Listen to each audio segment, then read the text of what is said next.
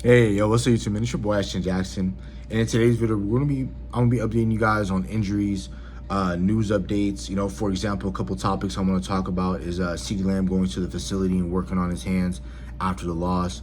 We're gonna be talking about, is Javon Clowney going to be potentially a Dallas Cowboy? Because just a few hours ago, it was reported by Josina Anderson and multiple people and multiple sources in the Star that Javon Clowney is right now at the Star in Frisco, coming in for a potential visit.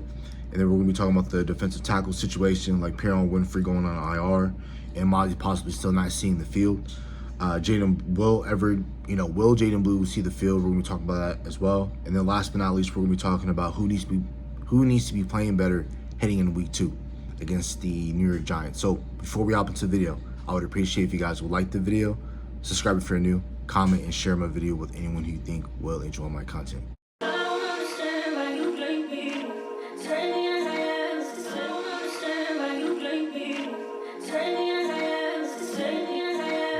We're going to be talking about CeeDee Lamb. I'm going to make this very brief. We understand that the type of player that he is, we're not going to lose sight of that just because of the inconsistency within his hands in which he had on Thursday. We understand that he needs to be playing better. We understand that he needs to be that type of player since Micah left. He has to be our best player, in which he is. He just has to show that every single week. That's not going to happen again. We're going to have a bounce back versus the New York Giants, and I'm not even worried about CeeDee Lamb playing better next week, because we know he's going to do that, and we know that he's going to be the main person that they've been clowning on the internet for the past week, saying that him and Quentin Johnston have been they swap bodies and things like that. But CeeDee Lamb's going to do his thing. I'm not worried about CeeDee Lamb at all. But again, him working on his leadership, him going to the podium, and him taking full responsibility is something that we love to see. But he just needs to be a lot better, and he knows that. I'm not going to harp on that anymore. The second thing is Javon Clowney potentially being a Dallas Cowboy. I'm going to be taking this with a grain of salt. Just remember that a couple of days, on that Tuesday before that draft and earlier this year, we brought in Stephon Gilmore into the Star in Frisco. The Dallas Cowboys, they brought in Stephon Gilmore a couple of days before the draft because they wanted to bring him in to see, could he still play, talking with him, seeing where his mental is at. And we didn't bring him in. We didn't ultimately sign him, and he's right now currently still a free agent. So, with Jadeveon Clowney, I think Jadeveon Clowney is one of those guys, he's a mercenary for hire. He's one of those guys that, we need edge depth. A guy that can come in on your next wave of pass rush, get you some pass rush. That's who Jadeveon Clowney is for me at this point in his career. And he's also a guy that can that can bring solid veteran leadership. He's a guy that can play he can defend the run really well, in which is something that we're trying to do. We're trying to set the edge very well. I do think that if you were to sign him, I think he'll be your second wave pass rush guy. If not, he could be a potential guy that starts over a guy like Dante Fowler, because I do think that Jadeveon Clowney is more of a complete edge than Dante Fowler. So if the Dallas Cowboys do bring him in, I think they'll try to acclimate him slowly. And once he figures out the scheme and figures out the system, I think he'll eventually start over Dante Fowler. And I think your two starting edges will be Marshawn Nealon, Jadeveon Clowney, and then we'll swap and intertwine those guys with Ezraku, James Houston. I feel like he needs to be playing more. Sam Williams, we're going to be, those guys will be acclimated in. But I think that we possibly should look to sign Jadeveon Clowney. But I do think that is working backwards and hustling backwards.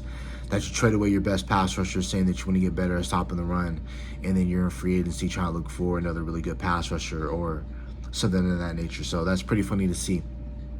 The third thing is the defensive tackle situation. It was reported on Monday that defensive tackle Perrin Winfrey is going on IR, so meaning that he's going to miss the next 4 games. We figured something was going to happen there when a couple of days before the game he had a back issue. But with him going on IR, you would think that Mozzie Smith would be potentially seeing the field.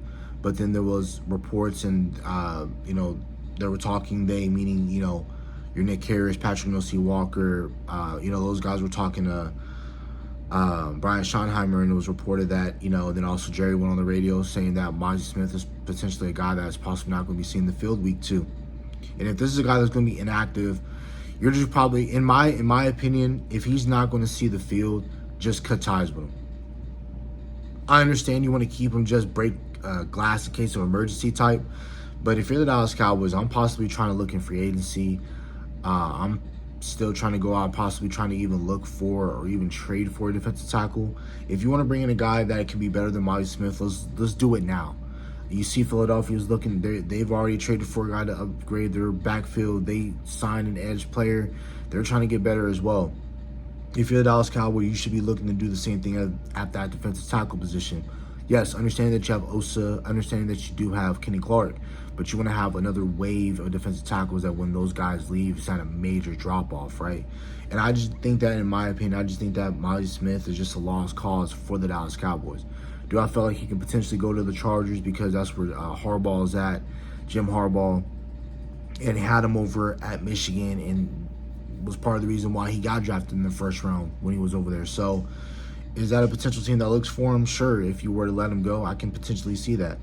But I don't think Molly Smith has any trade value because I think that if you're a defensive tackle, I think teams look around the situation. Teams know the Dallas Cowboys, right? There's other teams and guys that understand the Dallas Cowboys situation. If the Dallas Cowboys draft you in the first round to help you stop the run, in which that's a team that's been weak in the middle of their defense and you can't play for them, teams look at that and say they don't need you as well, right? I think the only team that could potentially, there's only one team in the NFL that I think might even have interest in him, and I think that's going to be the Chargers. But if not, I don't know what his NFL career is going to look like, and hopefully he figures it out. Then also, Jaydon Blue. Jaydon Blue hasn't been seen in the field. It was reported, again, by Brian Schottenheimer that they're looking for consistency, and they're looking for him to be a better player. Now, again, I think that if we're going to have people making mistakes like Miles Sanders, which I understand he's a vet, if he doesn't get hogged down and he doesn't fumble, I think we look at Miles Sanders a little bit differently.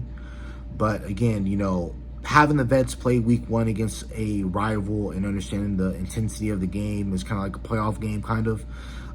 It's great to have those veterans, those veterans out there. But if you're going to have guys make mistakes, I would rather see the rookie make those mistakes. But again, if Jaydon Blue and Molly Smith are not making the field because of inconsistencies and the coaching staff is want them to play better, they want them to bring more intensity to practice, whatever the case might be.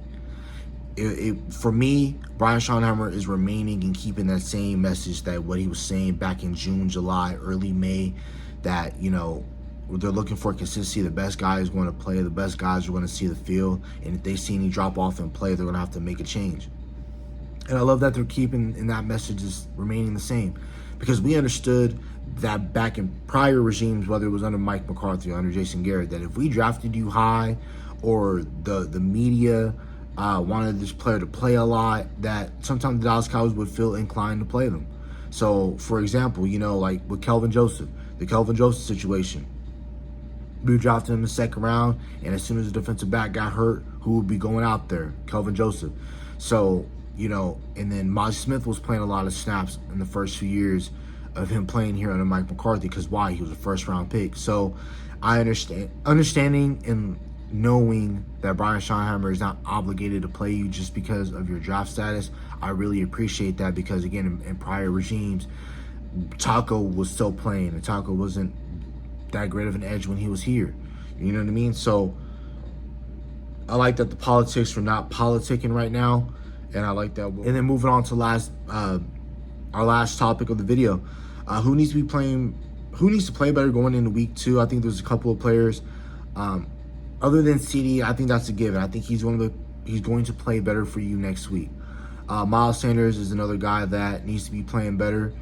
Guys who I would also switch up and add to this topic, who needs to get more opportunities.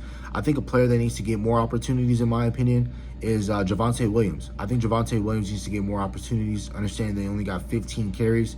I think if we evolve him a little bit more in the pass game and give him a couple more carries, I think he deserves that. I think, giving him that chance is going to be cool to see for him to get more opportunities. Dante Fowler needs to be playing better going into next week. I would love James Houston to play more. James Houston was able to stack and shed versus Jordan Mailata and blow up a run play in the backfield for a tackle for loss. I really like what James Houston can provide for you. Out on the edge, I need our linebacker room as a whole to be playing better, but I also need Maris Leafow to be playing more. I need Terrence Steele to play better going into next week. But outside of that, that's pretty much it. I really like what we're doing. I like where we're headed. I like what we saw on Thursday. I like that we're trying to improve. We're trying to get the better guys on the field, and we're looking to improve upon our edge group. So that's about it for the video. Hope you guys have a nice day. Stay safe, stay blessed. Bye.